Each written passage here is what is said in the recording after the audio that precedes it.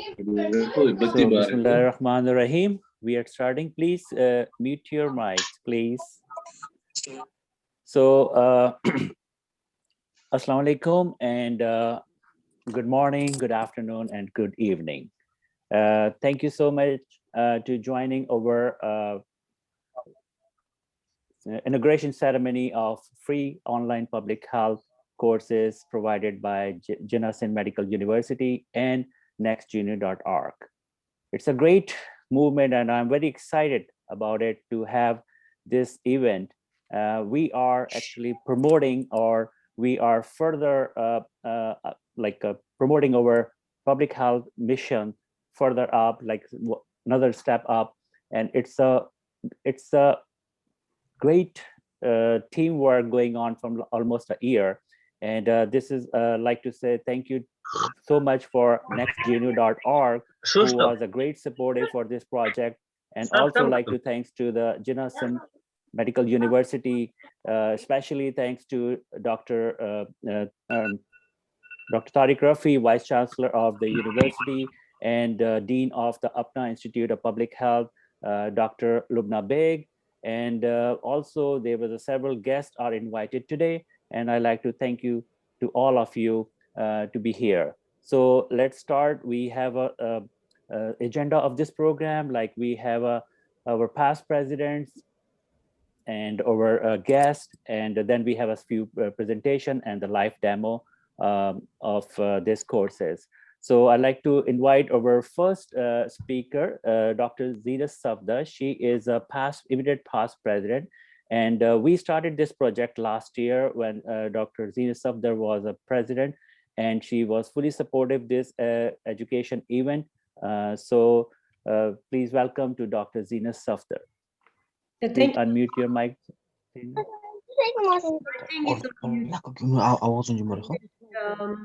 I think Yunus, can you keep an eye on it and unmute mute everybody else? Yeah, I am keeping it because most.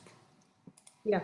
Okay. Thank you, Irfan, for this kind introduction. And it's really heartwarming to see that this free public online courses have actually the project that started last year by Irfan Suleiman and the Next Gen U Canada, JSMU, and Apna Institute of Public Health has actually come to its fruition.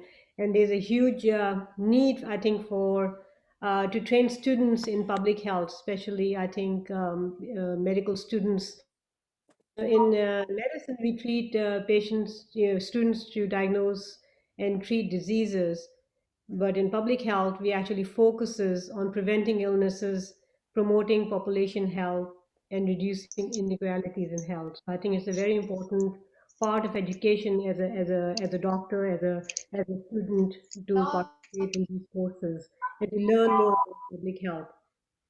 Yeah, I went online and looked at some of the courses which are being offered, and very interesting topics I saw. Some of them, such as climate change and health, very, very relevant to what we're going through right now, outbreak in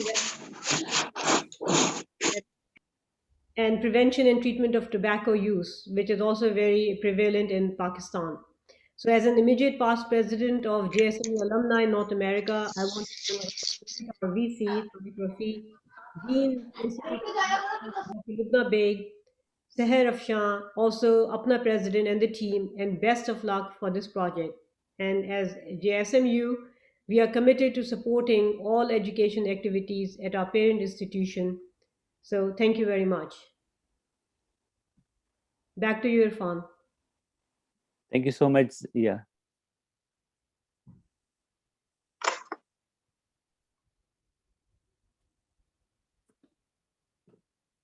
Irfan, you are mute.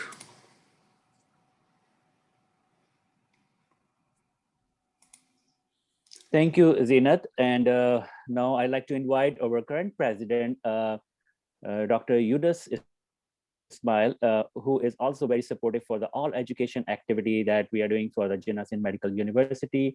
So please welcome Dr. Yunus Ismail. Assalamu alaikum, everyone. And thanks for joining this auspicious occasion when we are inaugurating this free online public health courses.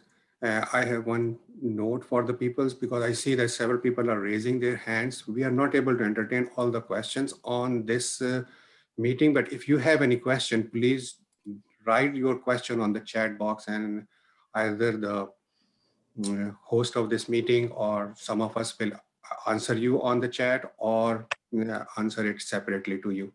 But please don't raise the hand because we don't have much time to entertain all those questions. Uh, Once again, thank everybody. And as you know that JSMU, Jinnah Sindh Medical University, is itself formed with a struggle. We had a struggle when we were forming the medical college, and then we have a long struggle to make this Sindh Medical College to Jinnah Sindh Medical University. And JSMU play an important role uh, in fulfilling this desire of the students of the SMC and on the need of the Karachi. I special thanks to Dr. Tariq Rafi. He was very supportive. He's the first vice chancellor of the Jinnah Sindh Medical University, and he did a great job in the last 8 or 9 years to make this institution a model institution in Pakistan. As all you know that JSMU alumni is actively participating in JSMU and doing several projects in JSMU, not only in JSMU, but outside the JSMU. And one of the projects which was in the collaboration with the APNA was the APNA Institute of Public Health, which was formed back in 2013. So, and since then, we are committed to provide that public health information, and Dr. Lubna Beg, who is the current dean of the institute, did a fabulous job in bringing those degree courses and all the education stuff which is going on over there. So I thankful all of those. And in addition to that, I especially want to say thank to Dr. Rahat Naz, who is the coordinator of our education activities in Pakistan. She did multiple courses in the past, and she is also collaborating the courses in the future and also. And in the last, I just want to say that when these projects are launched, these are launched for the betterment of the humanity and betterment for the education in the Pakistan. So these projects does not belong to a person or a group. These are, so as you know that in the past, JSMU also, or in the collaboration of the APNA, not only is formed the APNA Institute of Public Health, but they also did the ACLS and BCLS course back in 2003 at the time of Dr. Nadeem Qazi. And then we also did the free mobile clinic back in 2018.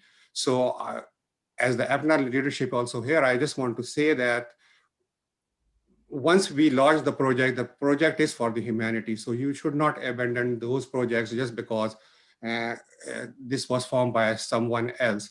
So I wish all the good luck for this project, and also wish to continue to work not only for JCM also, but with the collaboration of the APNA for the betterment of the humanity. Thank you. Thank you so much, Dr. Yunus Ismail. And now I'd like to invite our past president of GSM UANA and past president of UPNA. And he is the one who is found or built or established this UPNA Institute of Public Health with a vision to promote the public health in Pakistan and JSMU. So I'd like to welcome Dr. Javed Suleiman. Please unmute your mic. Yeah, hello. Yes, we are able please. to hear. Go ahead, Javed bhai. Yeah, can you hear me? Yeah. Ji, bilkul. Yes. There's no video, right? Or is there video too? No, Video there's is a there. video If you too. turn your video on. Okay, let me see. Because I remember I'm a little old timer. Let me just fix it 1 second. So video Is a lower left corner. lower left corner. Okay. लो ना अभी वो देखो ये बड़े वाले लोग कितने अच्छे बने हैं झूले ये ज्यादा अच्छे हैं Okay, I can't. Is next to the mute button. If Video, you go okay. on the Good.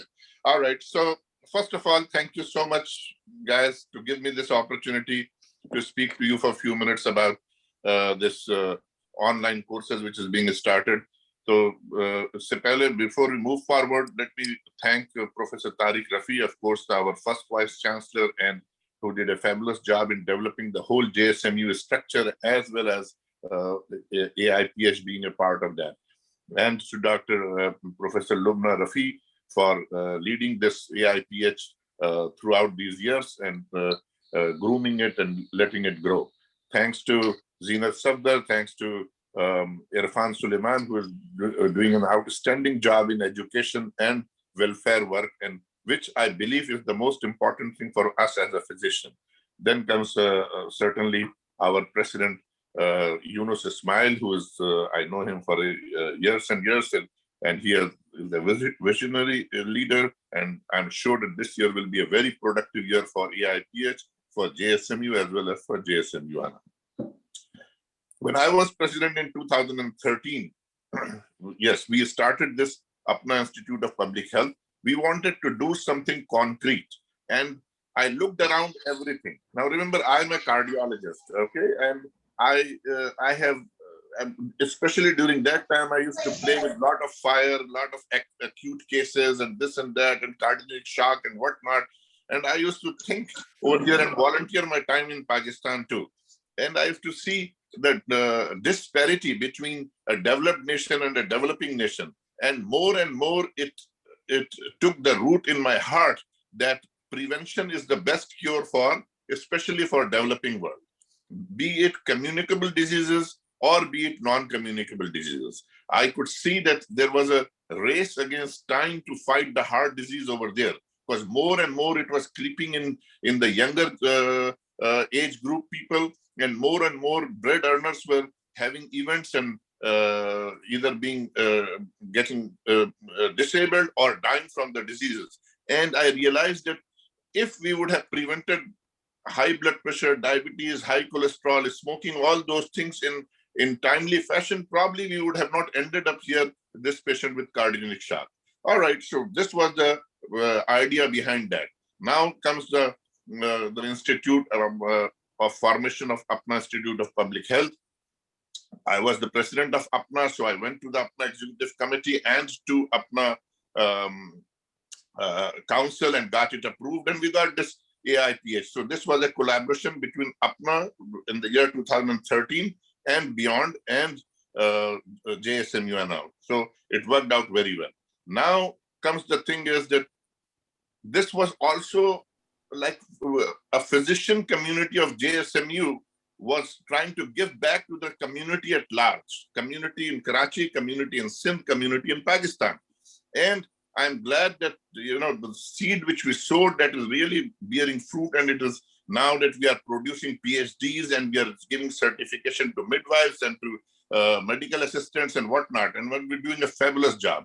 Also, we are going into the mass media over there and educating people in different forums and interviews and whatnot about to the common people that how to prevent from the diseases. So it is fulfilling its job, but then again, it's always there's more opportunity ahead of you. There's a vast opportunity over there, and we need to collect all our resources and do our best. Now comes this event of the online course. Certainly with limited fund, with limited resources, anything which comes in this format, especially using the digitalized era into the benefit of common people, and common people of also those who are really downtrodden, those who are really suffering, and those who have lack of resources, and which we realize more and more during this pandemic, that how, like this COVID-19 era, that this is what kind of missed opportunity the whole humanity has, and what we could do collectively together. So I see despair and I see hope, and in that hope, I think I'm really pleased to see what Irfan Suleiman and the rest of the team is doing, and inshallah, God willing, that this thing will bear good results for in educating the doctors and other medical medical people, and they will go to the community and help the common people. My best wishes to you, and I'm here to support you in any respect and means I can. Thank you so much. Thank you so much, Dr. Javed Suleiman. And now the next speaker is a key person for this project. Yes, Dean of the Apna Institute of Public Health, Dr. Lubna Beg. She was very supportive throughout the last 1 year of coordination with the next gnu.org plus with the JSM UANA. And we are here to be launch this program today. So I will invite Dr. Lubna Beg to please take a few minutes and give your comments. Thank you, Dr. Irfan, Dr. Javed, Dr. Zina, Dr. Mail, Dr. Akhtar Hamidi, some of these people I've known. So I think Dr. Suleiman has given Javed Suleiman, not Irfan Suleiman. Javed Suleiman has given a good account of how Apna was created and how it went about doing all these things. And we worked on a lot of little hoops that came along while we had to put the courses on website. And there are some, in Pakistan, anytime you do a collaboration, you have to get approvals from a lot of organizations, making sure that we are non-political and that they're not going to go against any Islamic principles or national principles and things like that. Although public health is very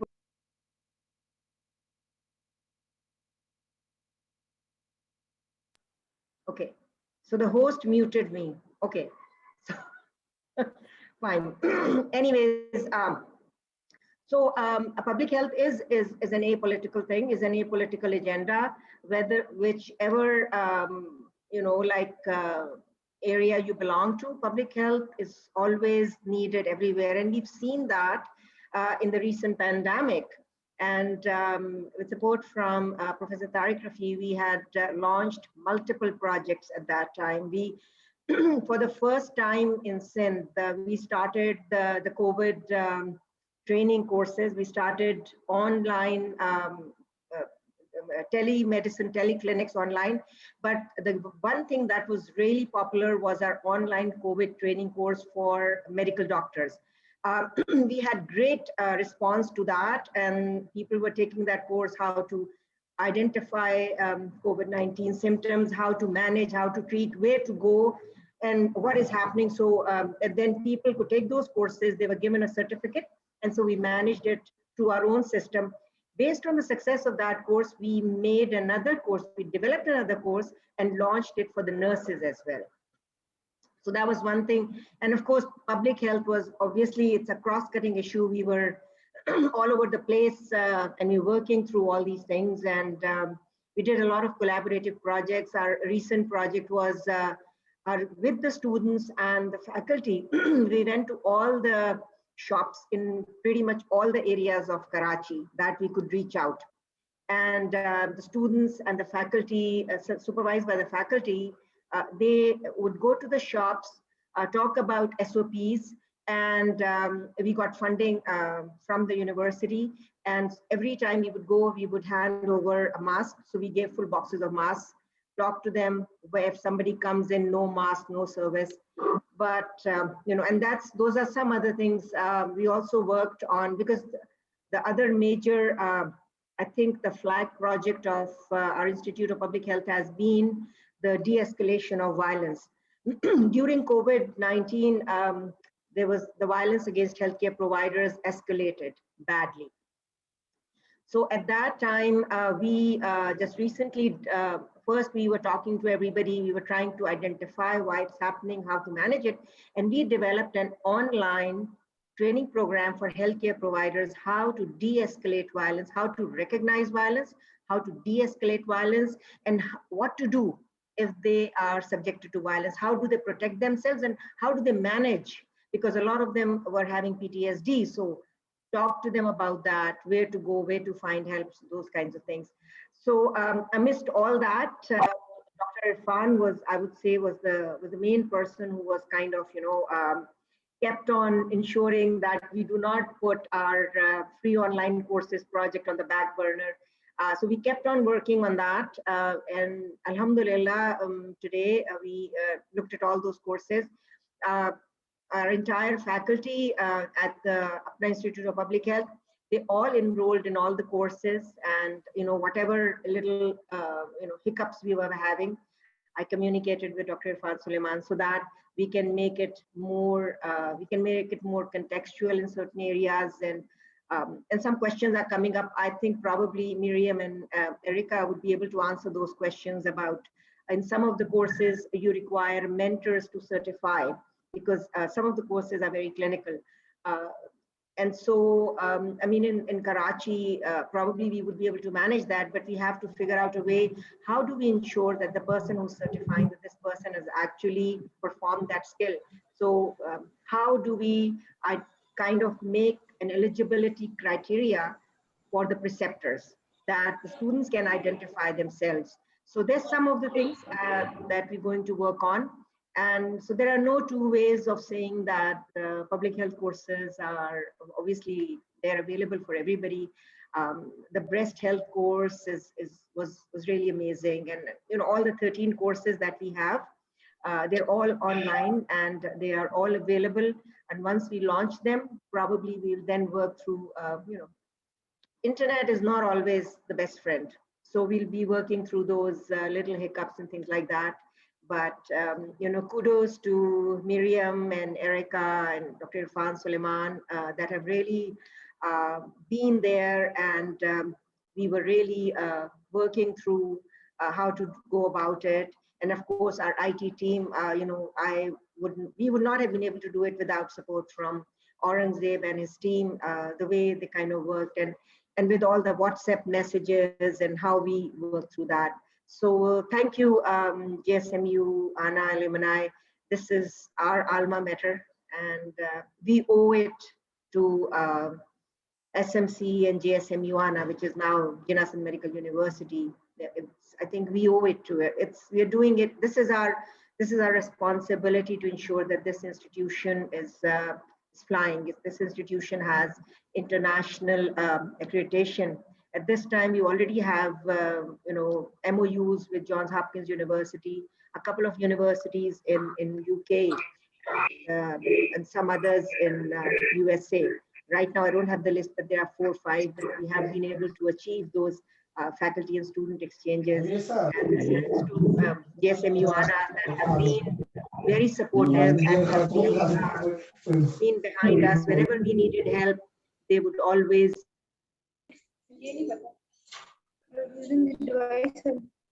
Okay, so maybe my time is up. Maybe that's why I've been muted again. So anyways, I think I'm going.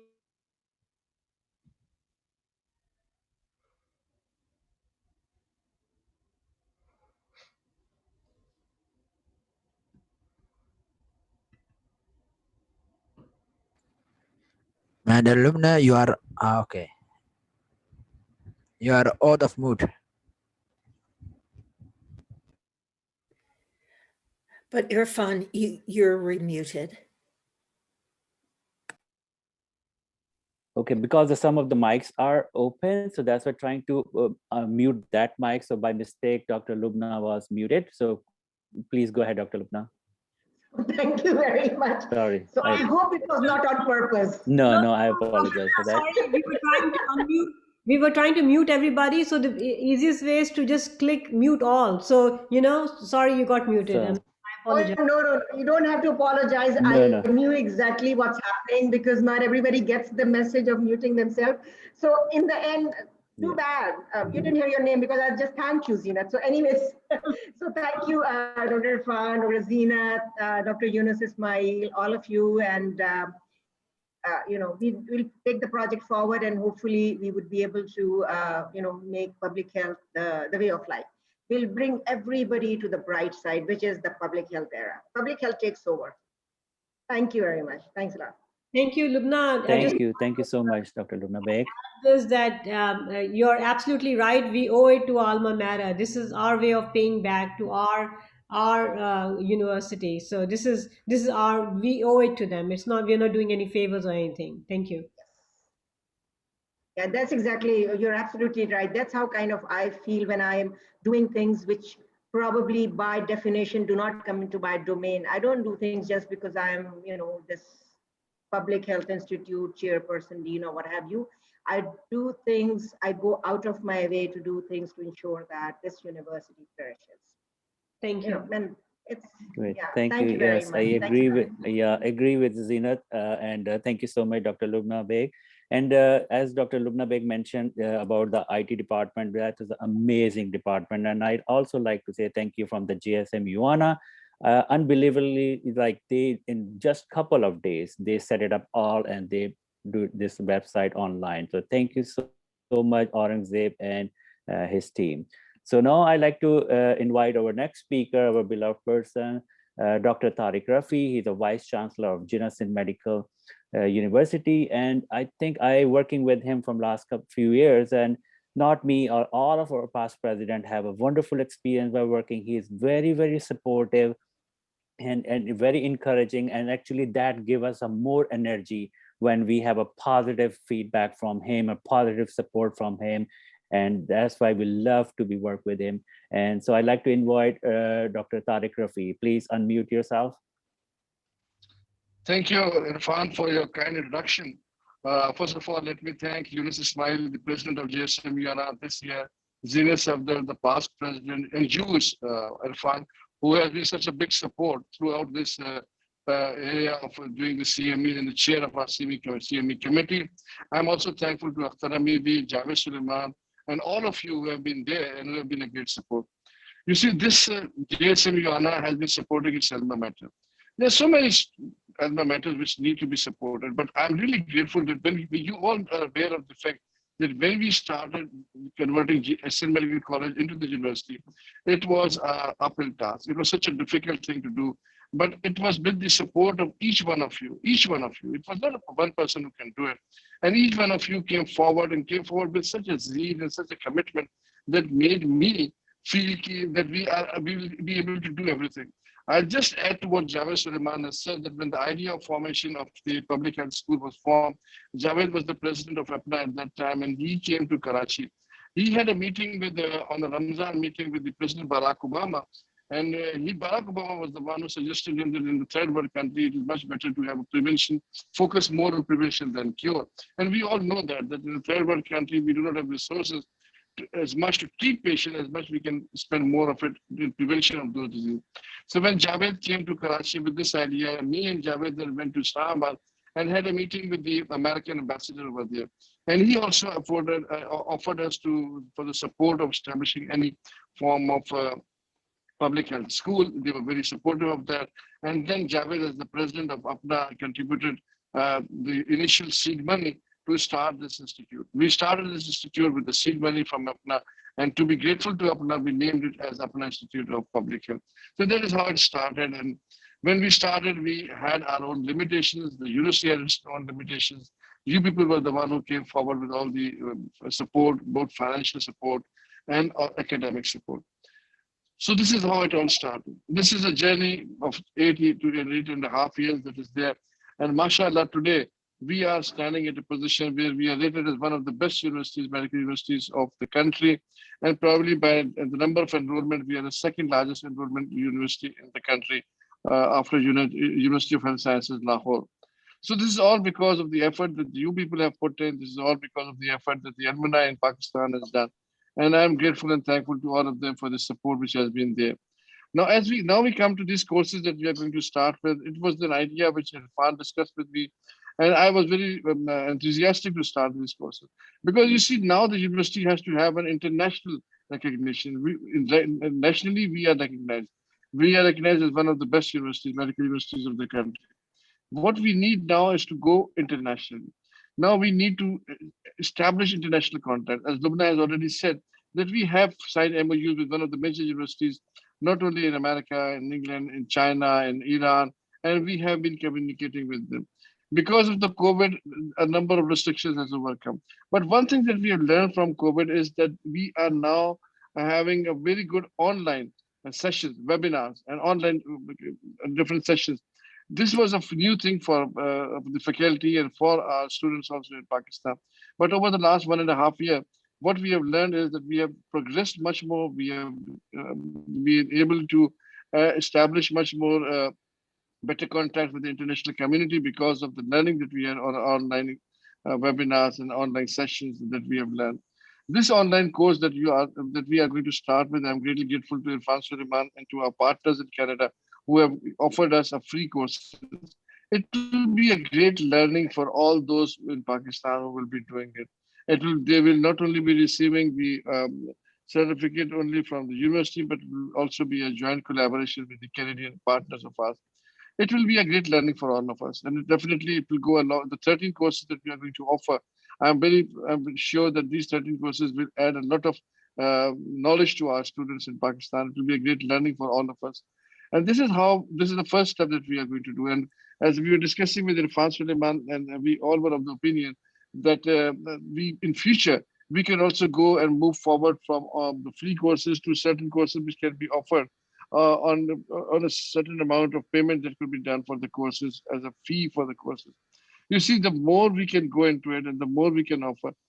You see, the education is a very, very difficult thing to achieve for Pakistanis, especially if they go abroad. It's a very expensive venture for them. Traveling expenses, staying abroad, and doing short courses even is a very expensive thing. For third world country like Pakistan, these are the best options that we have. That we can do the similar courses with the similar teachers, with the similar learning process that we can have, with the minimal amount of expenses that we can do. The university is also thinking of starting to support some of the students in these courses. We can offer scholarship if we are going to start these courses on payment of some fee. The university can start offering a scholarship for those students. We can support them by paying their fee so as to make them those students who are in a need. And so it could be a need come merit scholarship that we can offer for these courses. So you see that university is always ready to offer anything. We are there because you see, what is the purpose of establishing this university? The purpose was basically to increase the horizon, to increase the umbrella so that our students from a medical college can now go and see what a university makes a difference. We have got 11 institutes established during this period of time, from dental college to pharmacy college to Apna Institute, we have got a family medicine college, we've got a medical education. So we have got a department, we have got a college of physical therapy, we've got a college of nursing. So you see, we have started these all students. And now what I want to tell you is that these courses that we are going to offer that Irfan established will not be only for medical students. If they have got something to do with a pharmacy student or a nursing student or a physical therapy student, they can also join us. They can also become a part of it because it's coming under the umbrella of GSMUANA. It is coming under the umbrella of the university of not only under the umbrella of the medical college. So that is what we are planning. We are looking forward, and I'm so thankful to Irfan Suleiman because he has always, throughout this COVID period, he has never stopped the CME activities. He has always been in the forefront. And I'm really grateful to him. I'm grateful to Zina Sabda, who, despite not being able to have a physical meeting in Houston that we have planned, did a very fine and an excellent meeting online, and that was a great success. And it was all because of what you people have done, that what university today is. And I'm looking forward, Irfan, I'm Zinat, and with Yunus Ismail as the new president, that things can move forward in the right direction. We can also plan much better things for the university in the days to come. And what I'm looking forward is that come with the new ideas. Now we have got this new online system available. We can look forward for what we can do from this online, that our students, our faculty can benefit the maximum they can. You see, the transfer of technology, the transfer of knowledge can take place from a developed country like USA to a third world country like Pakistan.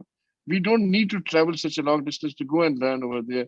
A lot of things can be transferred from there on through this online system that we have now, where our IT department is geared up for anything, any new technology that could be introduced so as to transfer this technology that we have. And to be very honest, uh, this online courses, they can add not only to the knowledge of a few, we can have a large number of students who can take part to this, and so we can be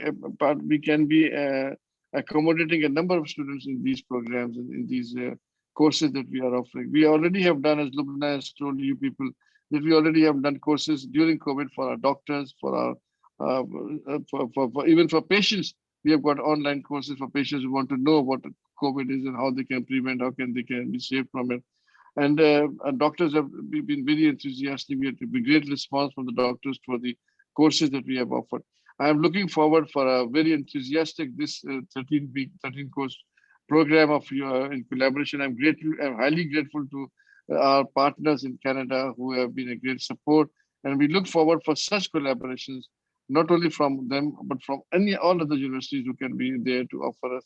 And my thanks to JSM Guyana, the past president Zina, the now the president Yunus Smile, and also to Irfan Suleiman, who has always been a great support in all the CMA activities that we have done. Thank you very much. Thank you all. And I look forward for our future collaborations with you people. Thank you once again. Pakistan, Pindabad. Thank you so much. Thank you so much, Dr. Tariq Rafi. You're always very supportive, and thanks for your great support. And as Dr. Tariq Rafi mentioned, this is a beginning. This is a just start, and we will continue to collaborate with the nextgenu.org, and we will bring more courses, and we will bring more courses like the public health courses, which will be helpful not only for the JSMU student or the physician, but it will be good for for anyone across the Pakistan. So this is the main vision, is to help using the platform of the GSMU, but it is a help for the people across the Pakistan. So next speaker is our guest, and I really is a very honorable guest for us, and thank you so much for your time. And Dr. Arshad Thaki, he is a president of the Pakistan Medical Council. And I was working with him from last few years around the Pakistan for doing some educational activity. And he was also one of the very supportive person, very focused on education to improve education in Pakistan. And that's the reason I think he is a president of Pakistan Medical Council. And he already bringing a lots of changes in the Pakistan Medical Council. And I think he will take to the Pakistan Medical Council to the next level. So welcome to the Dr. Arshad Thaki. Please unmute yourself. Thank you very much. Thank you for this invitation. I'm honored. And indeed, what I realized was that I was sort of barging into a very, very special club. I felt a trifle uncomfortable. It's my second meeting with Professor Rafi today, and what an honor it is to actually meet you, sir, in second time during the day. And then I thought, do I have any kind of relationship with GSMU and Sindh Medical College? And I thought, yes, I have a very emotional relationship with Sindh Medical College. 35 years ago, I actually stole one of your third-year medical students, brought her to Lahore, and she still talks very fondly about Sindh Medical College as her college. So that's my wife. And then more recently, we stole one of your faculty members, and we brought him to Pakistan Medical Commission as our executive member and member education. So we have a very special relationship. Coming back to public health, so when Dr. Irfan, and of course I have known him for a few years now, and I have great respect for him as somebody who's really committed to education. So I thought, he asked me to join this very important activity on public health. And I said, hang on, so let me find out how much do I know about public health. Went back to my graduate years, and then we used to study community medicine. And my recall of community medicine was that one textbook which told us about how to build a drainage pit and all those kind of designs of toilets. We hated it then. And then I went to clinical areas, and one of those very, very focused corners that was anesthesia and then critical care. And we thought community medicine or public health was somebody for people who were like on the fringes of medicine. Till the time, actually, and that's a personal encounter, we started seeing more and more of cases of placenta acrita. And then we looked at the records, and we started looking at the relationship between placenta acritas and the incidence of cesarean sections. And we said, hang on, this is public health.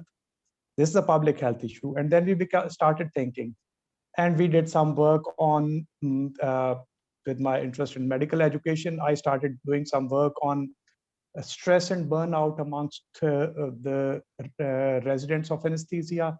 And we saw, look at the shortage of anesthetists, its impact on safe surgery. Once again, that's a public health issue. So hang on, this public health is not something very confined to drainage pits. This is a very, very important subject and very important area. More recently, we actually, during COVID, we had done a study on the critical care resources in the country, published in the first one of the articles on critical care resources in the country. And we realized that with the advent of COVID, people were talking about the shortage of ventilators. And we said, oh no, you don't have trained people to run the ventilators. So as a consequence of that data that we had, we managed to actually run a series of courses which trained about 5,000 healthcare workers through basic courses in collaboration with Chinese University of Hong Kong. So that makes one realize. And then I was wondering, had I or we been told about the real value of public health as a discipline in our earlier years, the life would have been much better. We would have identified a lot more problems that I managed to identify when I had tons of gray hair and much less energy than I used to have. So in that context, I think it's a wonderful idea. It's a great idea, fantastic idea. And as expected, Jinnah Singh Medical University, Dr. Professor Rafi said that, and I know that by reputation, and I know that by whatever introduction I have to the faculty and alumni, that yes, you are indeed the best university, and you are destined to be even better. And inshallah, you would be. Regarding public health, I think where Pakistan Medical Commission is now mandated to have a CME program as a part of licensing process. Starting within 2 years, so we are renewing the license for 2 years. Within 2 years, we have to move towards credentialing. And CMEs have to be an important component of credentialing. And we would want to have public health education as a component of CMEs. So I think Professor Rafi and the team, and Apna, of course, and these courses can be one of those very important courses for public health initiatives amongst all healthcare professionals. This is a great initiative. I wish you all the best, and I ensure you that Pakistan Medical Commission would be very receptive to the idea of incorporating these public health initiatives amongst our CMEs. So best of luck, and thank you very much for inviting me. Thank you so much, Dr. Shataki, President of Pakistan Medical Commission. I really appreciate your time, and I'm very confident that the Pakistan Medical Commission in a very good hands, and it will take to the Medical Commission to the next level.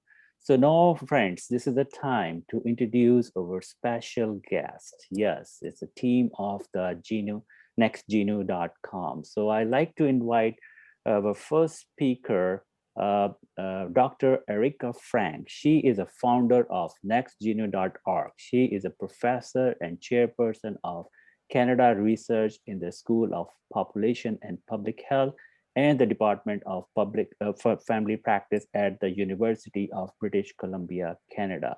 Please welcome Dr. Erica Frank. Please unmute yourself. Thank you. Delighted to be with y'all. And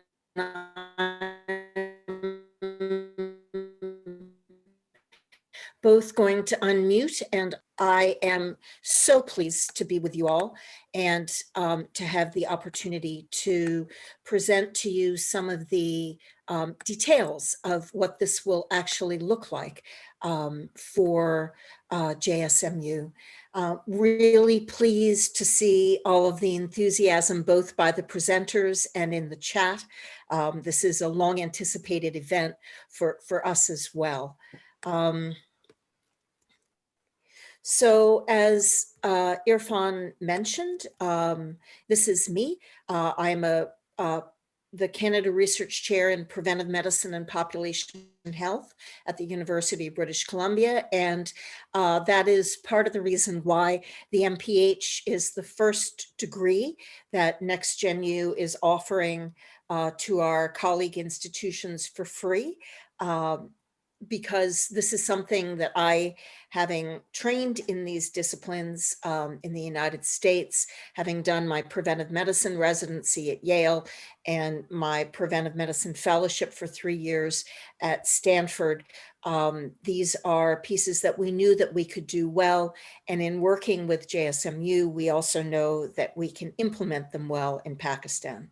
Thanks to Irfan and also to Lubna for their ongoing support, as well as to Sahar for the introduction. You'll be hearing from her in a moment. And as mentioned, we are interested, while we're starting, of course, working with APNA, we are indeed interested in working with all of your institutes and with graduates and students and faculty and all of them in any ways that the MPH can be helpful and our other trainings can as well. So I'm going to just very briefly show you, and then our colleague, our Chief Executive Officer will be showing you the live version through JSMU. I'm going to show you the basics of what you're getting with nextgenu.org. So I invented NextGenU in 2001, and it's still the only portal to free and accredited higher education. We're being used now in every country in the world. We're available in over 100 languages through the magic of Google Translate. There we go. That's very odd. I'm not sure how those drawings happened, but hopefully we're not stuck with them. I did want to mention the characteristics that we share with traditional universities, ones that we share with massive open online courses, and unusual or unique characteristics for NextGenU, including that we are for credit for free.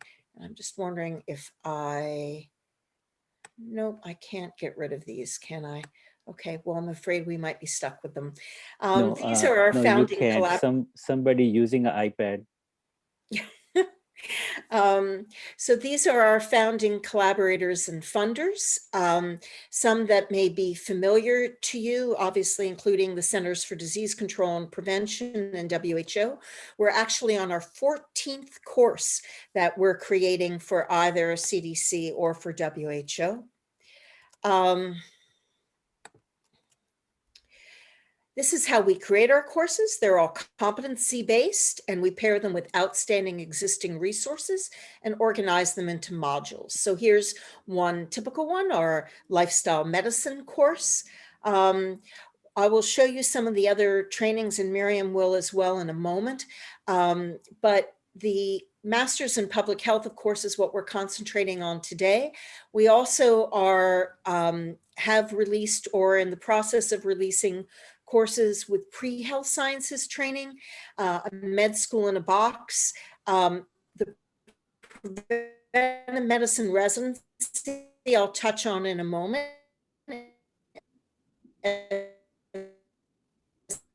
I think this will be particularly useful. Miriam founded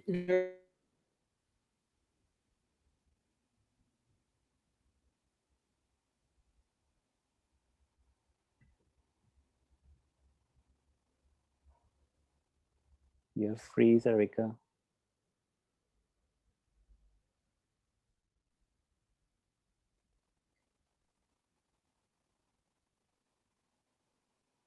I think her connection is lost. Yes, I may need to reboot and reconnect. Okay. Yeah. So, or we can go to the next speaker, and then she will continue when she'll be back. So the next speaker I'd like to introduce is Miriam Chickering, and she is a Chief Executive Officer of NextGenU, and she is, I will say, is a key person to running this NextGenU. I can speak on this on this line until the next one returns. Okay, I'm going to turn off my camera so that perhaps that will make the connection a little stronger. I am resharing my screen though if that fades, I believe Miriam's standing by to be helpful with that. So this is our course structure. Again, we're competency based using existing expert created competencies and including peer and mentored activities. These are some of the courses we've developed. These are our first 9 courses that we created for the US Centers for Disease Control and Prevention. As I mentioned, we have 14 courses that we've developed for the US CDC and the World Health Organization. And of course, JSMU will have access to all of those. I mentioned about the preventive medicine residency program. This is an obvious way to build on the MPH program. We have very distinguished collaborators here, as I've mentioned. And the residency program, the full residency program, is structured as a 3-year program, but it would be wonderful if the Pakistan Medical Council wanted to add components of it, pieces of it, to other residency trainings as certificates of added qualification. And just to briefly show you some of our data, students are both evaluated and able to provide evaluations of every component of the course. They are able to participate in many components, but of course, there's also objective testing at the end of each module, at the end of the full trainings. We can provide considerable assessment security as well as needed. And finally, just to show you a little bit of data. So these were the tests that we did of our emergency medicine course in the United States, showing identical knowledge acquisition, and of our environmental health course here in Canada, again, showing identical knowledge acquisition. And here we were also able to look at student satisfaction with considerably higher student satisfaction than in prior years with traditionally trained students. Likewise, with our pilot in Kenya in mental health trainings with physicians and other health providers there, we found strong preference for our courses compared to traditional courses, and good improvement with this pre-post testing of the physicians and other trainees in improving substance use disorder.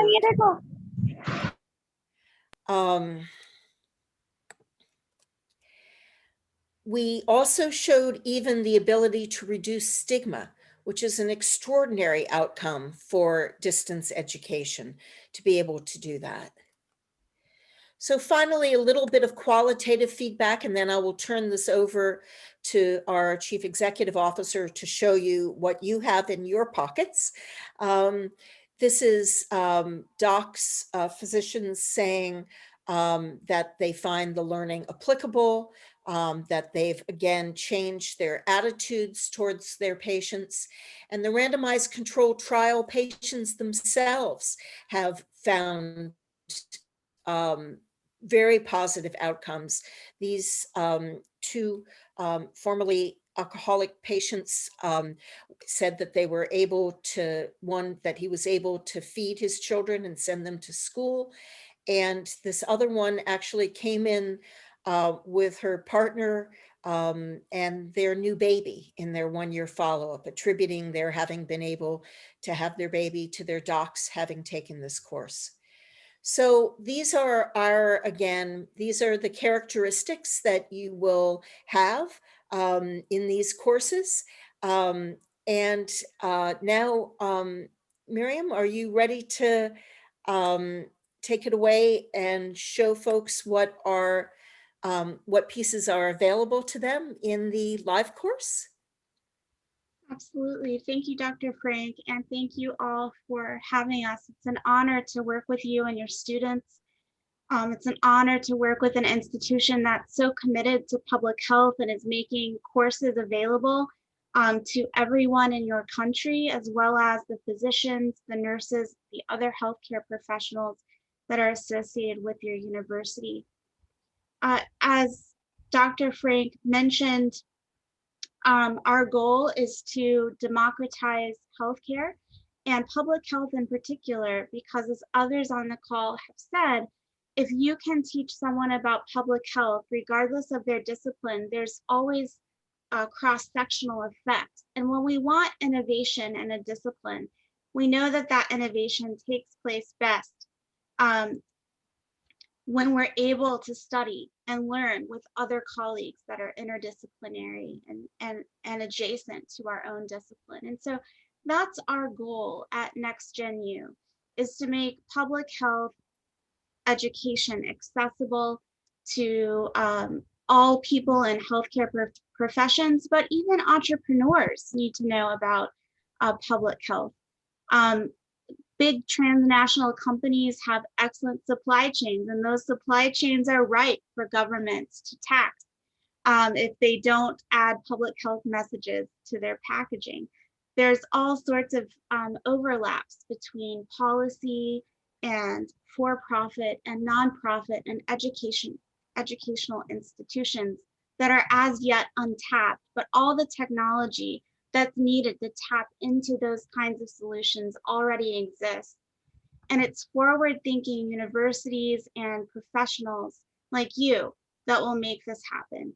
So it's an exciting, amazing, awesome privilege to partner with you, your faculty, your students, to make the world a better place. If I can have permission to share my screen, I'd like to take you to your portal for the courses. You should be able to. It says host disabled participants. Yes, you are co-host. Thank you.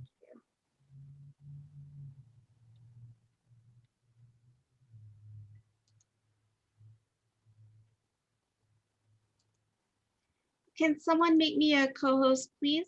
Irfan, make her a co-host. She is not a co-host yet.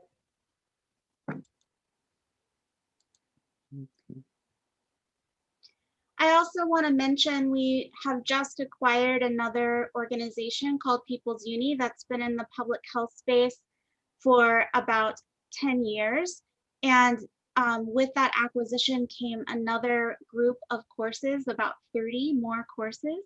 And so we'd love to meet with some of your team later on and go through these new offerings to already expand the library that you have on offer. So that's quite an exciting.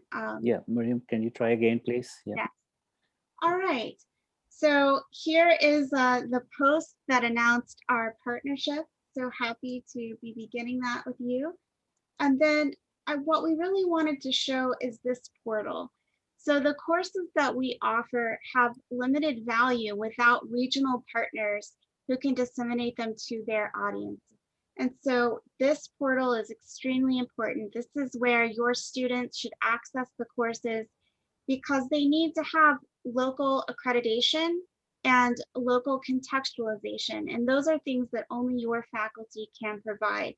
And it was a joy to work with your IT team and very, very fast to get these courses available from your website. And so it's just a very quick click and here we are. And your students can enroll. Once you have a cohort of students who enroll, they can be connected easily and for free with just a note to us to their faculty member. Students can also take courses as independently, even if they are not part of a cohort. We have some courses that we share that have clinical skills, particularly the emergency medicine course has a number of clinical skills. We have many US and other universities who use this course for their medical students. And the way that it works is they find mentors at the hospital who can check them off on specific skills.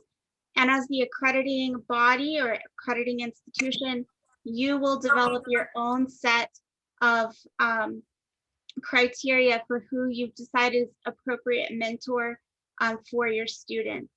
And then we can connect them inside the course as a mentor to approve students to check off on various skills. I wanted to just briefly show you some of the new courses that are perhaps coming your way, and we'll go through this. These also will be available from your portal. And then we have an evidence-based journalism course that's in development right now with World Health Organization. And we're always developing new things. One of our newest projects is a primary school product. So very, very exciting. And I'm happy to answer any questions that you have.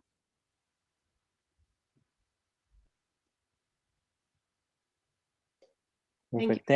Thank you so much, Miriam, for your demo, and I really appreciate all your help throughout this whole year to set up this courses for JSMU.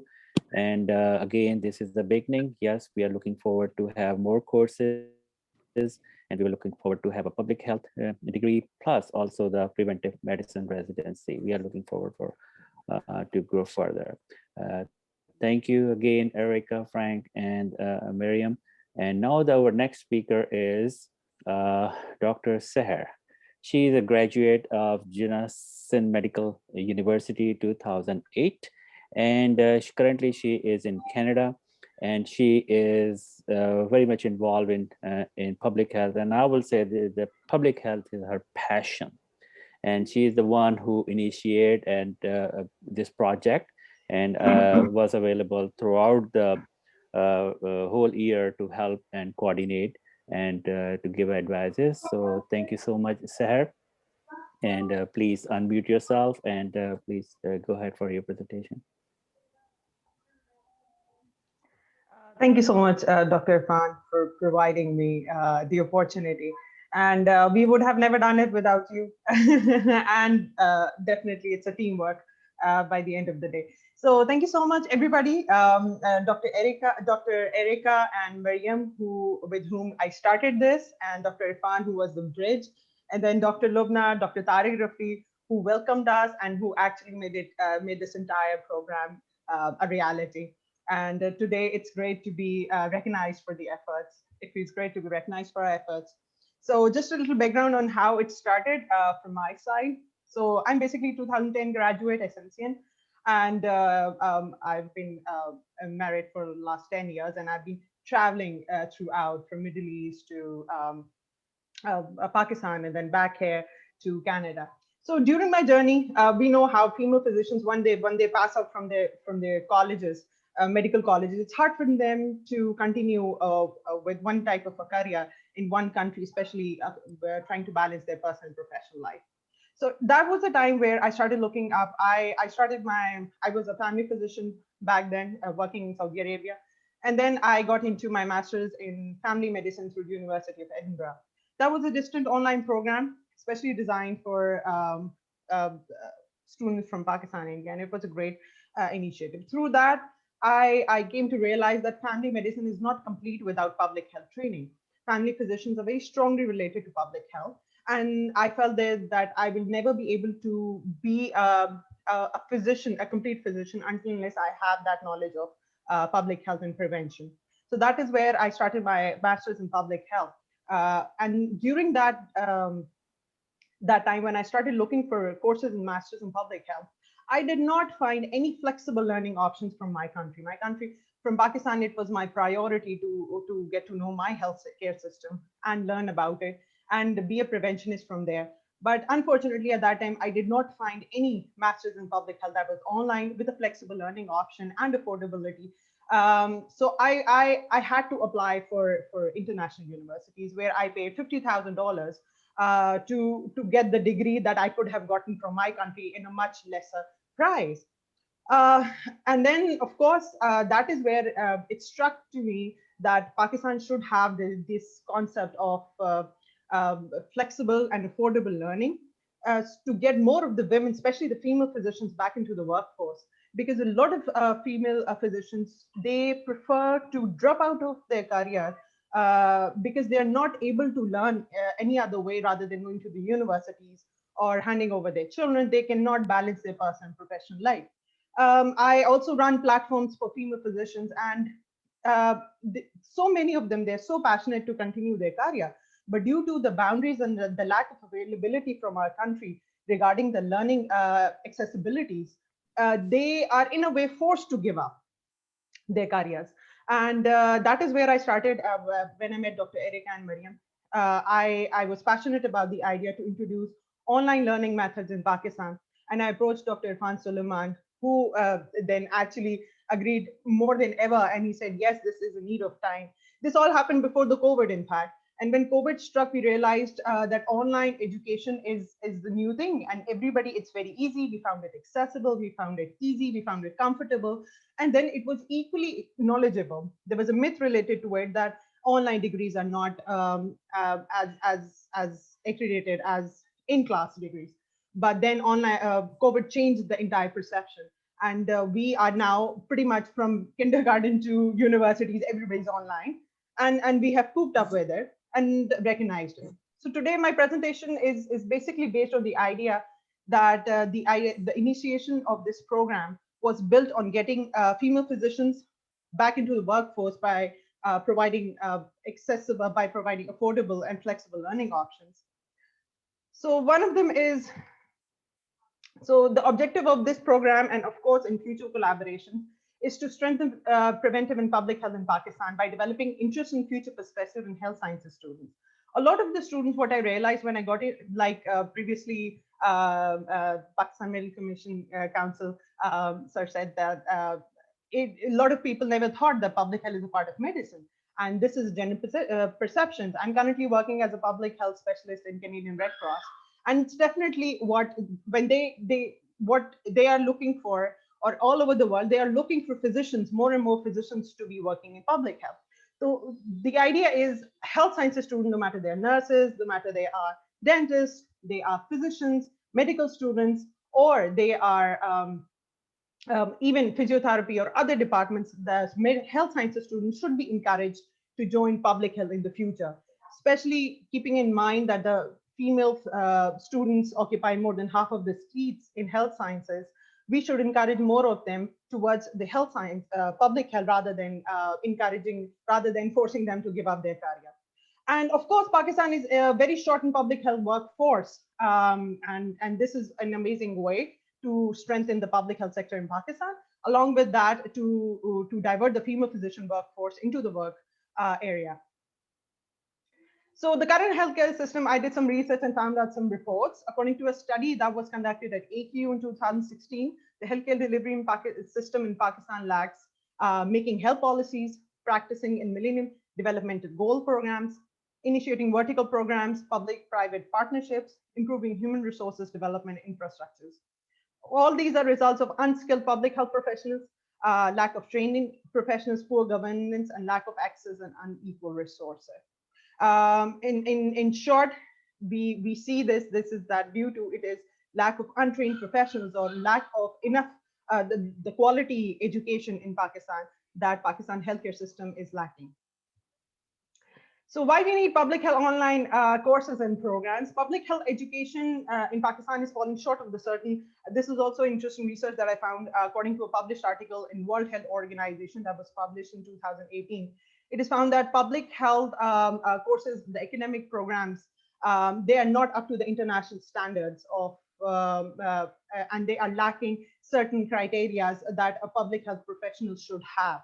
So they need to be more the collaborations with international universities, organizations, the more we will able to come up with better quality education in Pakistan. That includes public health courses, public health master's degree, residency programs, in order to uplift our country, our education system, and our students, health sciences students.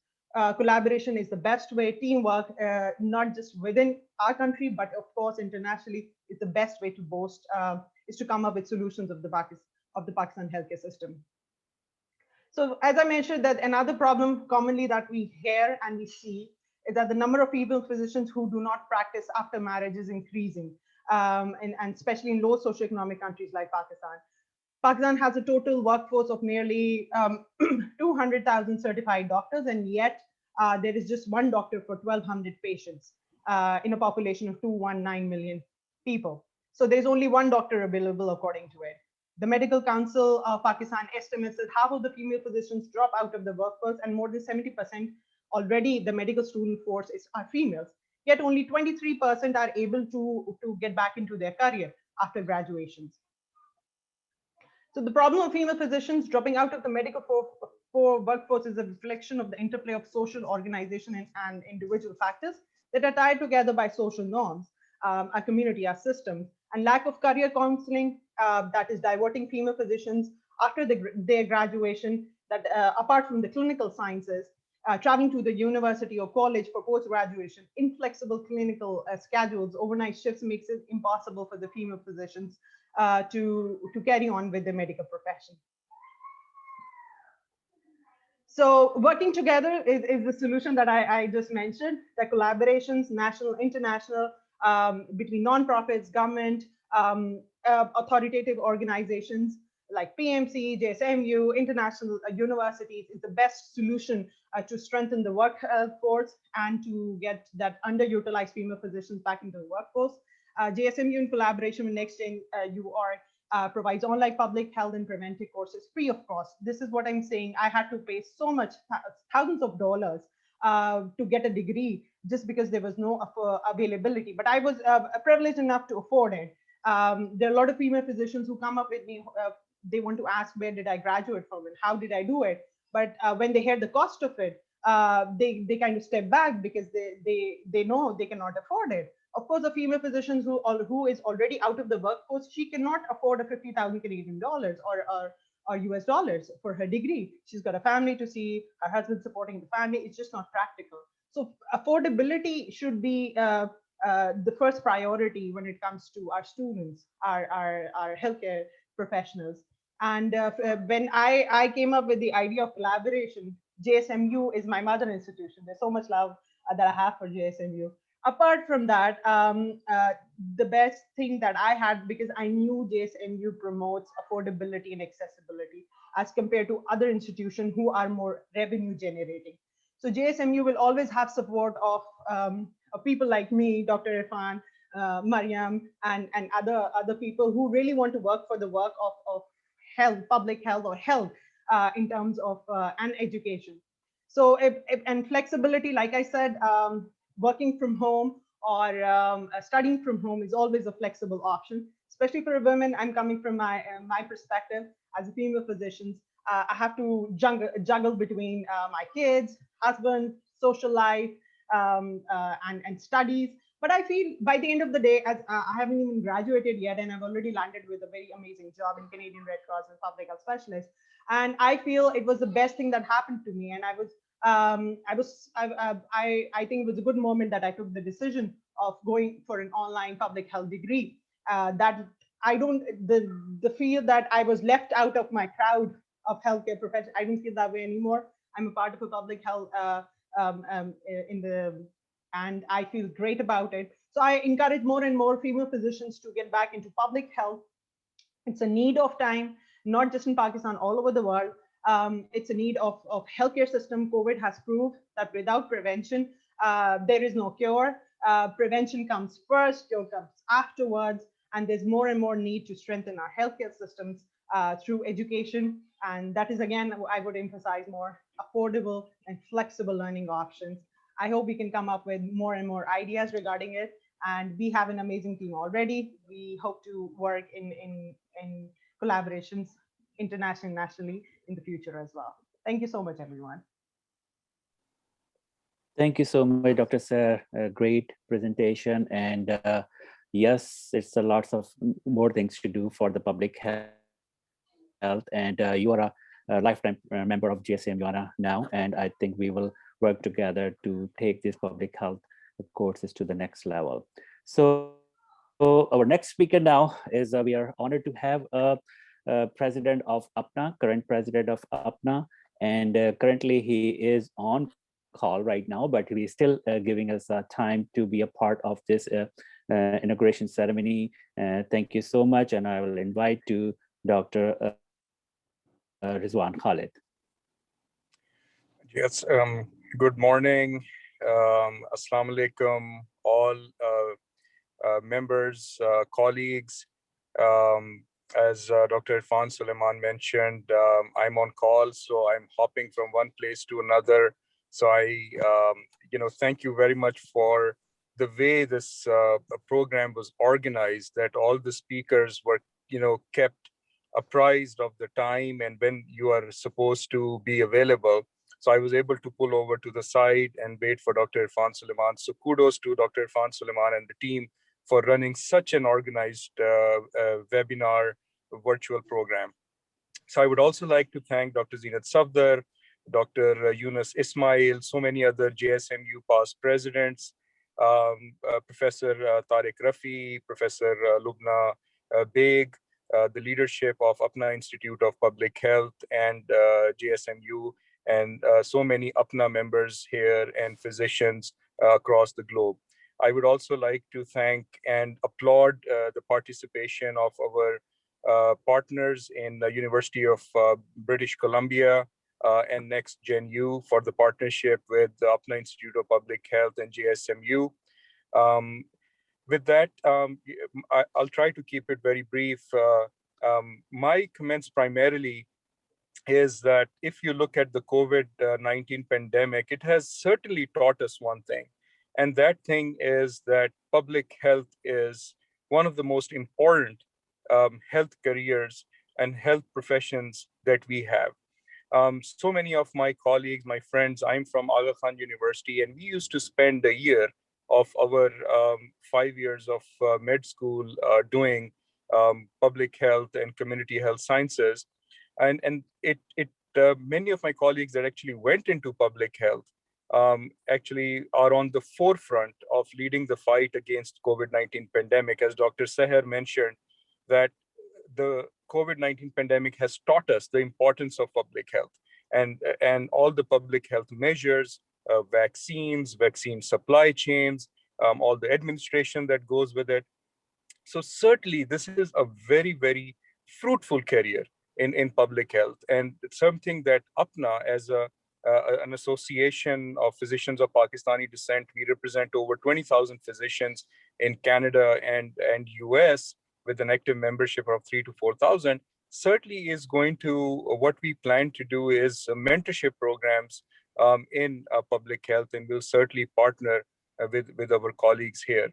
So public health is certainly an excellent profession that our physicians should consider, and certainly is the need of the hour.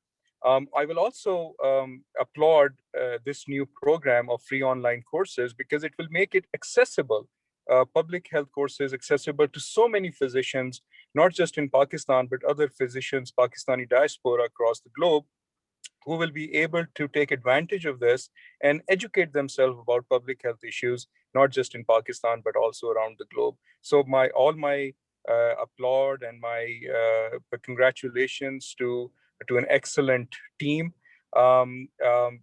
Certainly not just a public health, but APNA also started online family medicine courses in Pakistan. It's a year-long course. Dr. Danish Bhatti was online as well. He's the chair of the merit committee that has been doing that, a phenomenal program in which we have reached out to family medicine practitioners throughout Pakistan to be able to provide them an online course.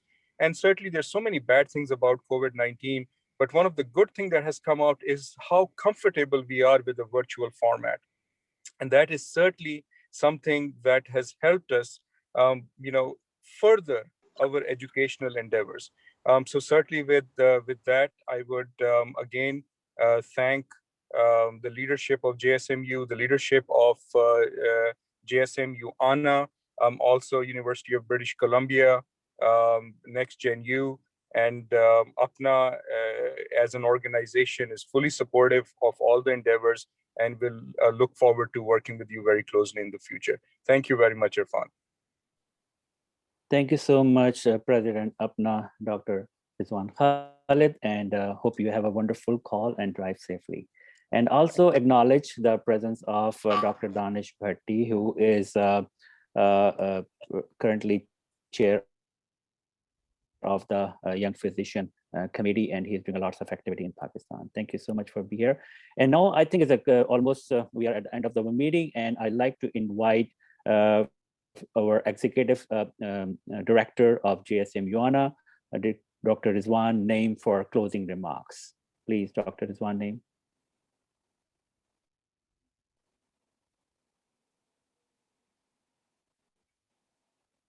He might be muted.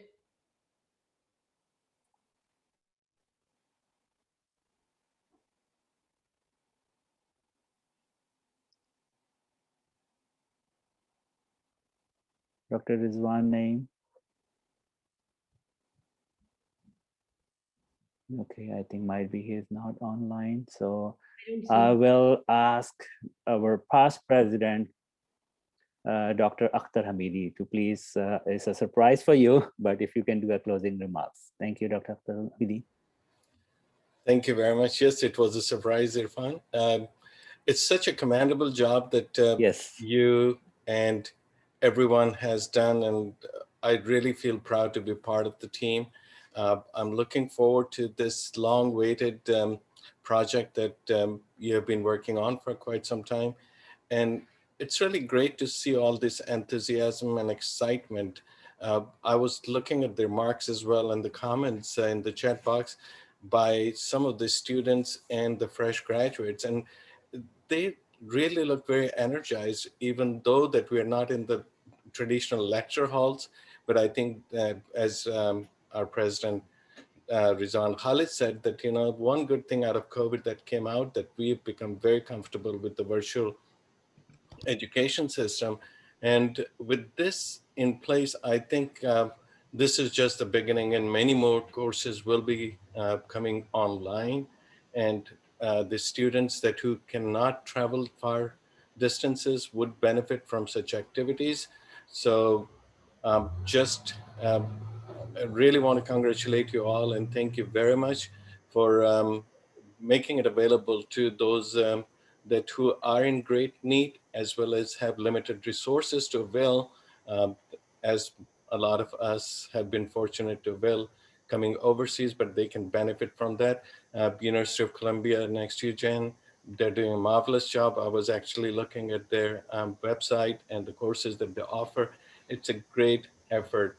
And I'm really pleased to see that, very excited that JSMU is partnering with them, and just being a member of the JSMU ANA and a graduate of St. Medical College. Today is one of my proudest days to be present here and to present and give it back to our community and to our students. Thank you very much. Congratulations, Dr. Lubna Beg and Dr. Tariq Rafi, Zina Sabdar, Yunus Ismail, and of course, Irfan Suleiman, the two has really worked very hard. One other person that we should mention, and I've worked with her in the past on the ground, is Dr. Rahat Naz. She is actually the main person behind the whole scene, and she works tremendously hard in putting things together that we project and bring it to Pakistan. Thank you all very much, and all the best with everything. Thank you so much, Dr. Hamidi, and that's conclude our meeting. And thank you